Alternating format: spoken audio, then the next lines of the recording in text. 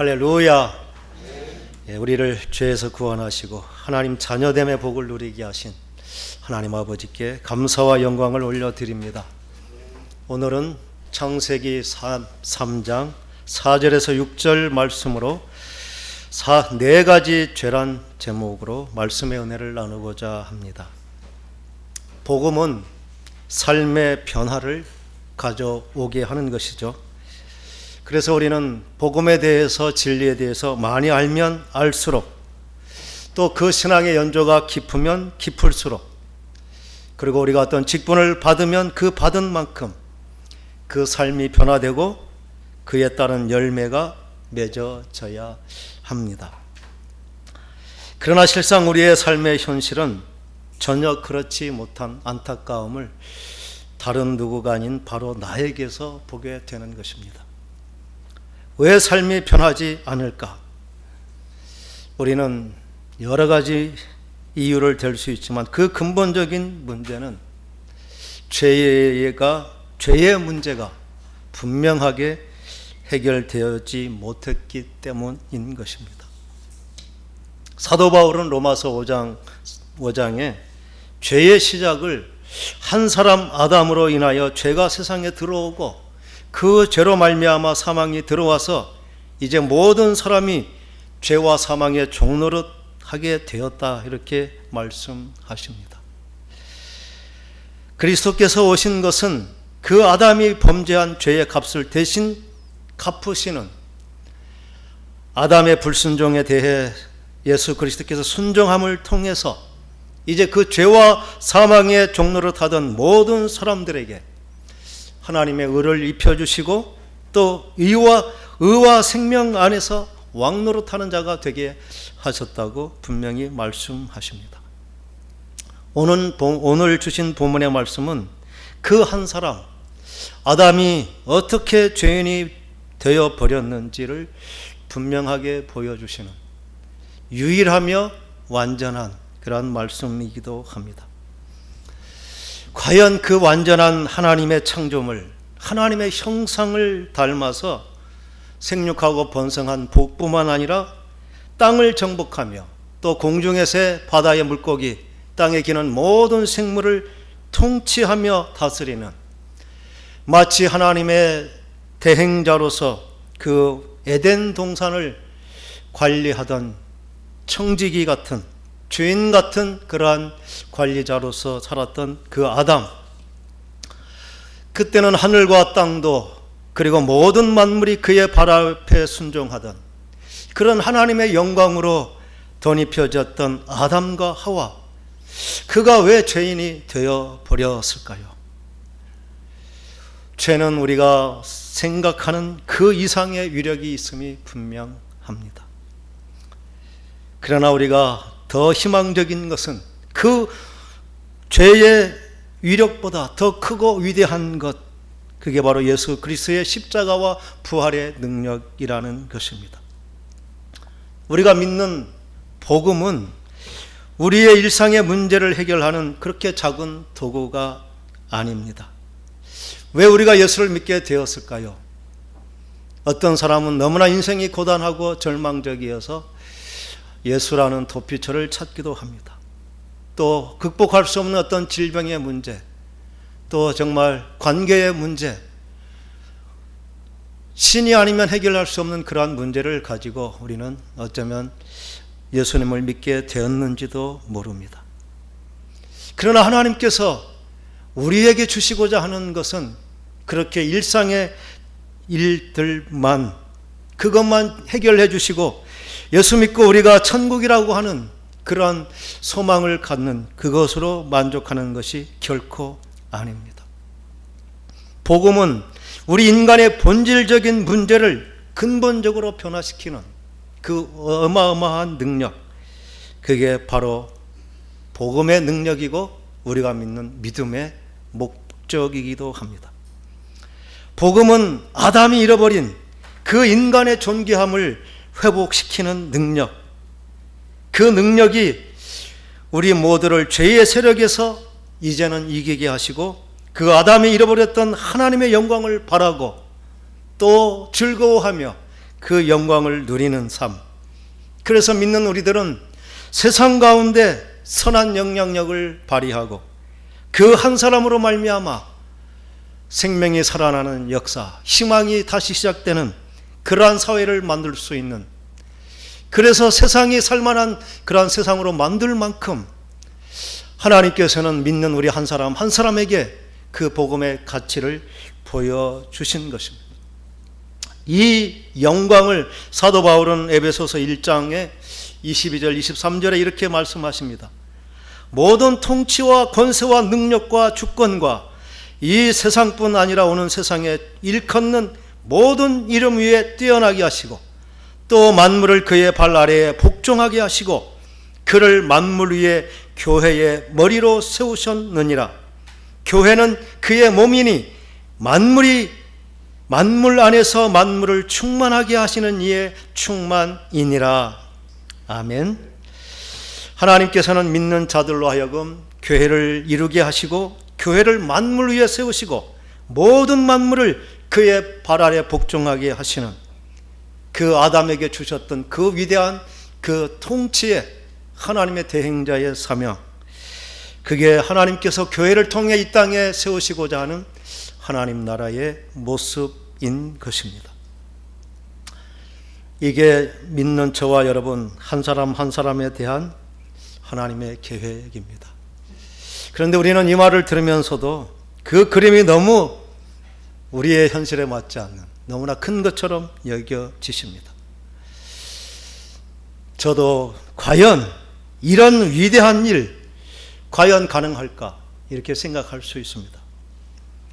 이 비전은 우리에게 있는 것이 아닙니다. 이 꿈은 하나님께서 예수 그리스도의 보혈의 핏값으로 세우신 언약인 것입니다.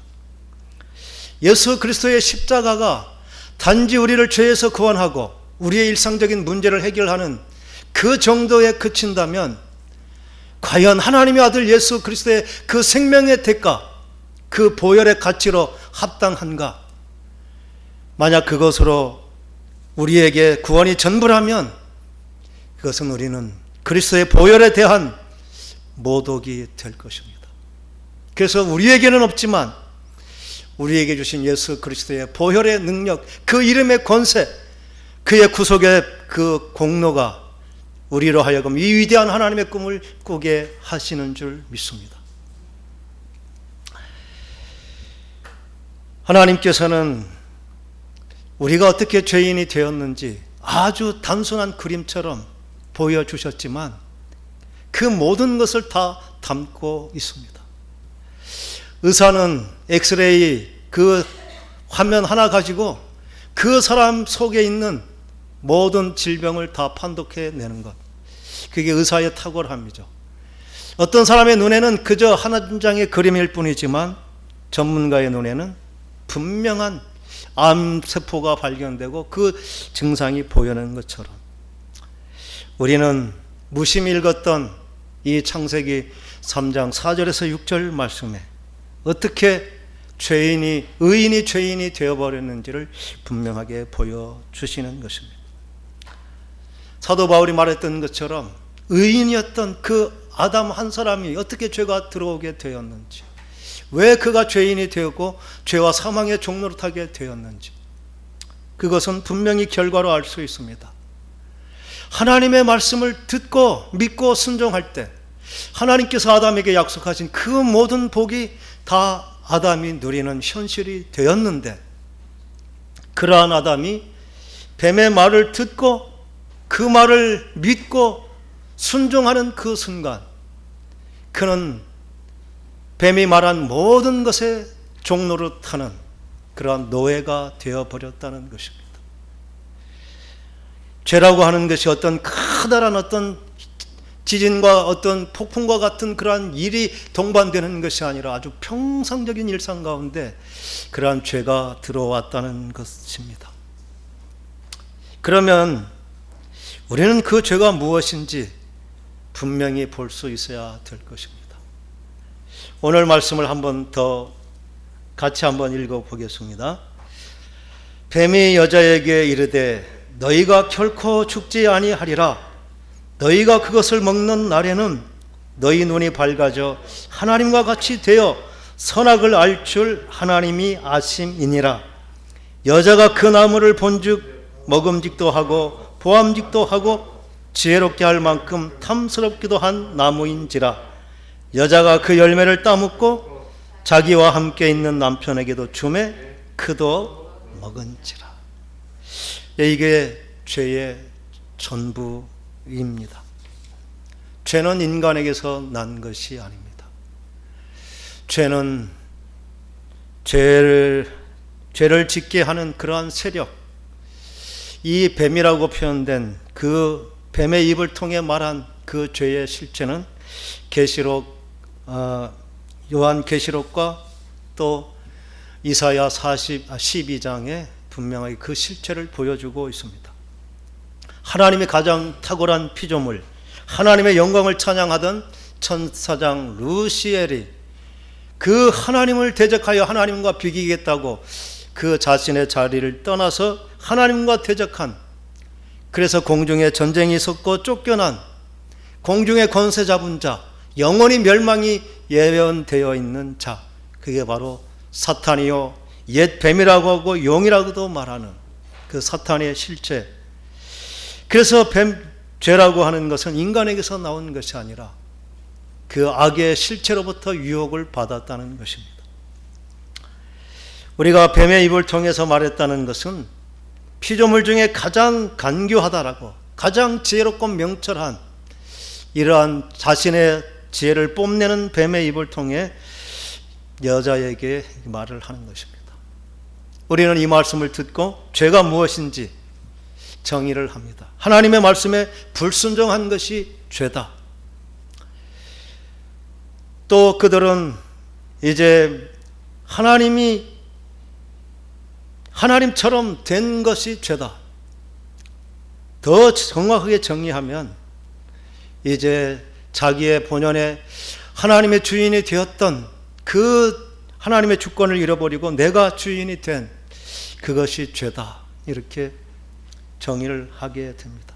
그 모든 정의들은 다 맞을 것입니다. 그런데 그것은 죄를 지어버린 결과 그렇게 된 것이죠. 그러면 왜 불순종하게 되었는가? 우리처럼 지각이 모자란 사람이 아닌 것이죠.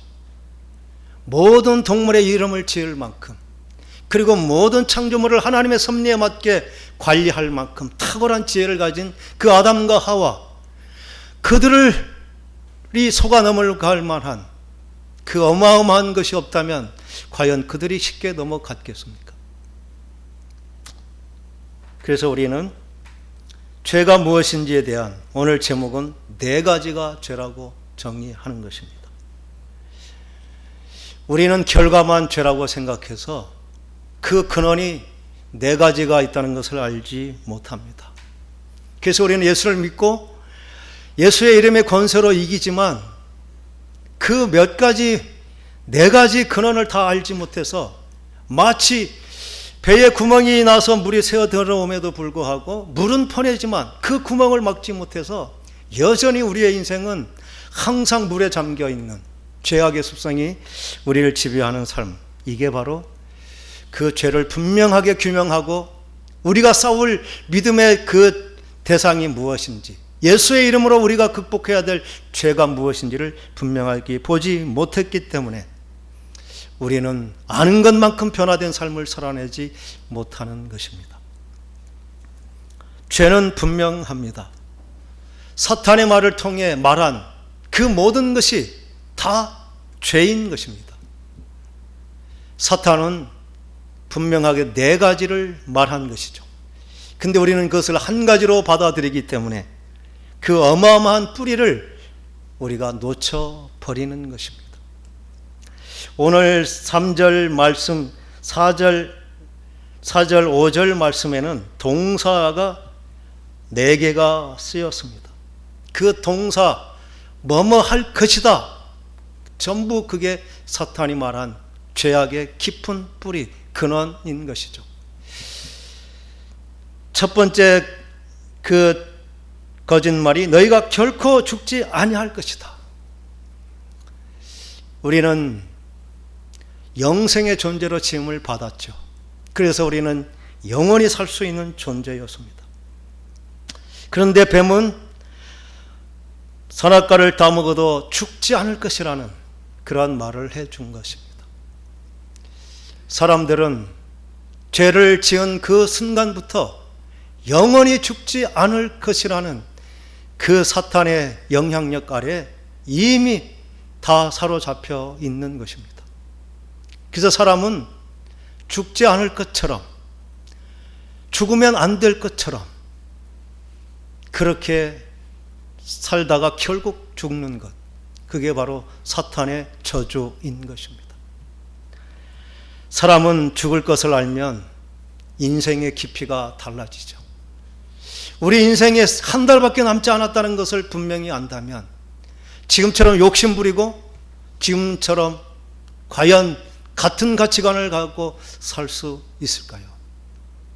근데 사탄이 심어놓은 그 불순종의 바이러스는 죽는 그 순간까지도 내가 이 땅에서 유한한 삶을 산다는 것을 결코 인정하지 못하게 하는, 우리는 태어나면서부터 죽음이 예견되어 있고 죽을 것을 알지만 그 죽음이 곧 내게 올 것이라는 마음을 결코 갖지 못하는, 마치 영원히 살 것처럼 그래서 끝없는 욕망을 추구하며 사는 것, 그게 이 죄의 종로로 타는 것입니다. 이 죄는 살려고 하면 결코 없어지지 않는 것. 그래서 예수님은 십자가에서 죽으셨고 예수 안에 죽는 자, 그는 이 죽음의 그 사슬에서 벗어나 저주가 풀려서 영원한 생명을 얻게 되는 것, 오직 예수 그리스도의 보혈만이 그 사탄의 저주를 이길 수 있는 유일한 길입니다. 그래서 하나님께서 약속하신 첫 번째 믿는 우리에게 주신 복은 나를 믿는 자마다 죽지 아니하고 영원히 살 것이라는 그 영생의 약속을 우리에게 주신 줄 믿습니다. 이 영원히 죽지 아니할 것이라는 이 죄의 그 깊이가 얼마나 큰지 우리는 수없이 말씀을 나누게 될 것입니다. 두 번째 거짓말은 그것을 먹는 날에는 너희 눈이 밝아진다는 것입니다. 우리가 눈이 밝아진다는 것, 그것은 알게 되었다, 깨닫게 되었다. 그래서 우리는 이 알고 지식을 배워서 경험해서 알고 내가 아는 그것이 나의 판단의 기준이 되어버린 것, 그것을 우리는 지식이라 말하고 그것을 내가 노력해서 얻은 어떤 나의 능력이라 여깁니다. 그런데 이것은 하나님의 입을 통해 주신 복이 아니죠. 하나님이 눈이 밝아질 것이라 여겼다 말씀하셨다면 복이지만 사탄이 눈이 밝아질 것이라 해서 밝아졌다, 그것은 저주에 걸린 것입니다. 그래서 우리는 아는 만큼 마치 하나님처럼 판단하게 되고, 김 집사는 저게 문제고 이 집사는 이게 문제고, 그 모든 것을 내가 아는 만큼 내가 마치 하나님처럼 되는 것, 이게 뱀이 열어준 눈인 것이죠. 그런데 놀랍게도 이 눈이 열어졌다고 생각한 순간 우리 영적인 눈은 깜깜해져 버렸죠.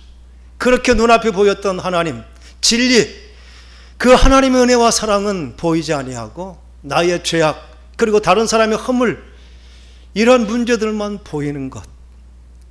그래서 내가 아는 만큼 내가 높아지고 다스리려고 하는 것, 끊없는 그 높은 자리를 추구하게 되는 것, 이게 죄의 저주라는 사실을 분명하게 우리는 인정하는 것, 그게 우리의 참 믿음의 시작입니다.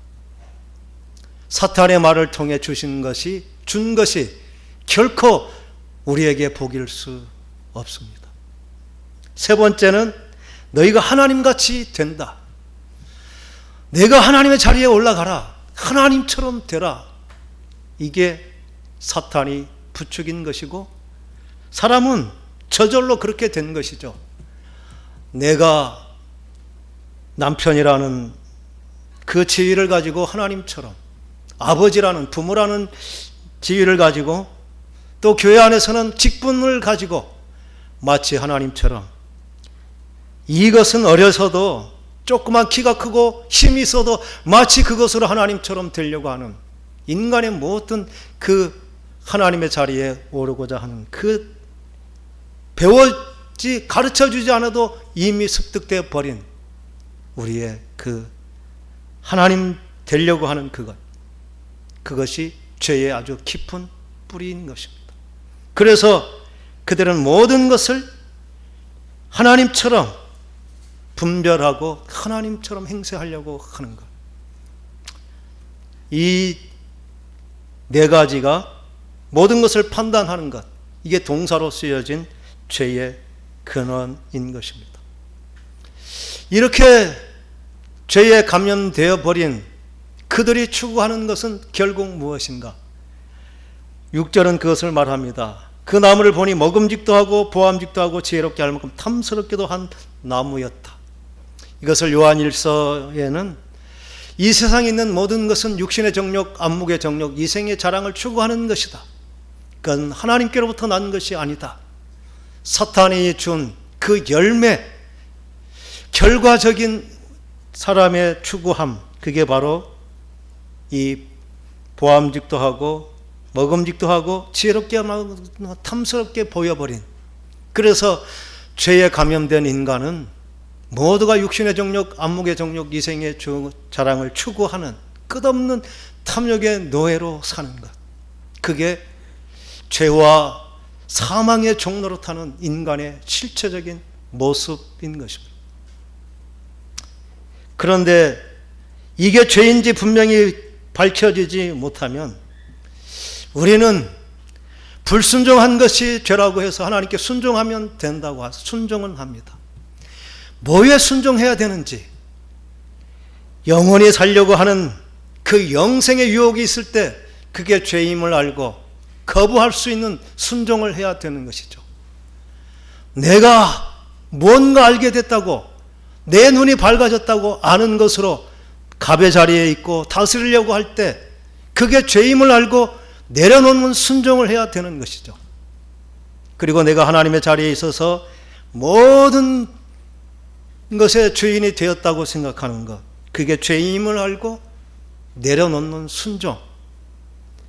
내가 결국 인생에 추구하는 것이 이 땅에 내 육신의 정욕, 안목의 정욕, 이생의 자랑을 추구하는 것이 나의 인생의 목적이 되었다면 그게 사탄의 종노릇이었다는 것을 깨닫고 그것을 버리기로 작정하는 순종, 이게 순종인데, 교회만 나오면 순종이라고 생각하는, 예수만 믿으면 순종이라고 생각하는 그러한 믿음 가지고는 참 하나님의 사람이 될 수 없습니다.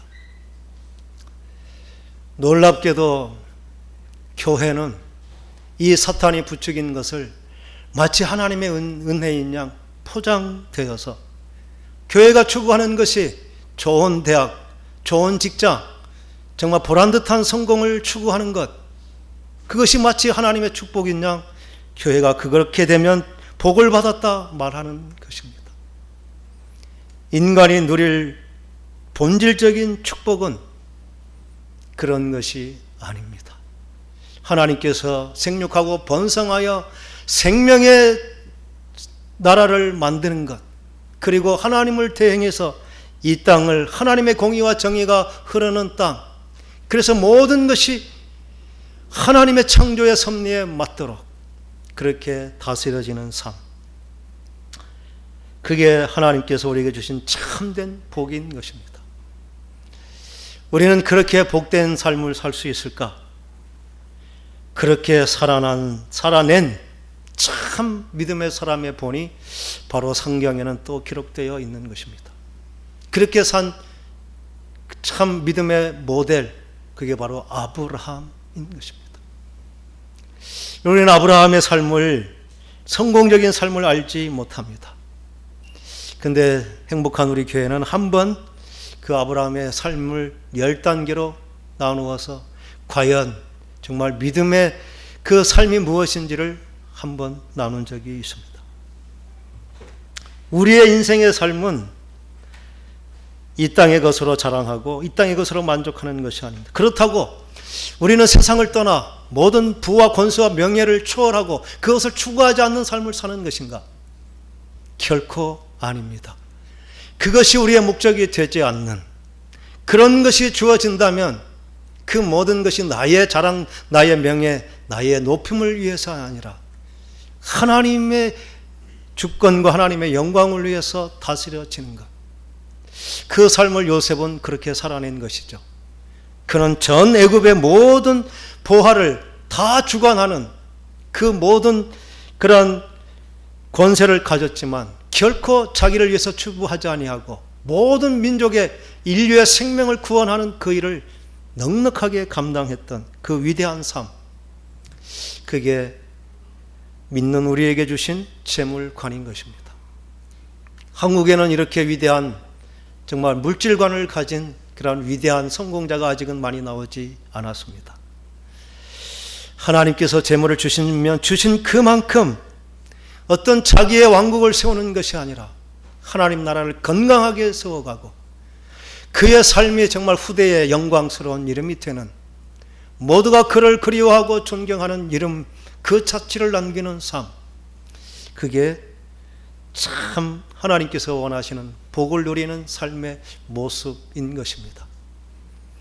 행복한 우리 교회는 적어도 그러한 목적을 가지고 이제 하나님의 말씀을 배우고 복음을 누리면서 치열하게 이제 거룩하게 구별되었으니 그 거룩에 걸맞는 성화의 삶을 살아내는 훈련, 그렇게 하면서 지금 출발은 모두가 참 똑같은 그러한 출발선상에 있지만 행복한 우리 교회, 함께 믿음의 공동체 안에 있는 우리 모두는 하나님의 말씀으로 그 아담이 잃어버렸던 원형을 회복해서 각자의 존귀한 만큼 하나님께서 크게 쓰임받는, 그래서 내 삶의 자리가 변화되는, 지옥 같던 삶의 자리가 천국이 되고 희망이 자리가 되게 하는 그러한 위대한 일을 만들어내는 저와 여러분 될 것을 분명히 확신합니다. 그러한 복을 위해서 우리를 부르시고 행복한 우리 교회가 그러한 교회 되게 하실 줄 믿습니다. 기도하겠습니다.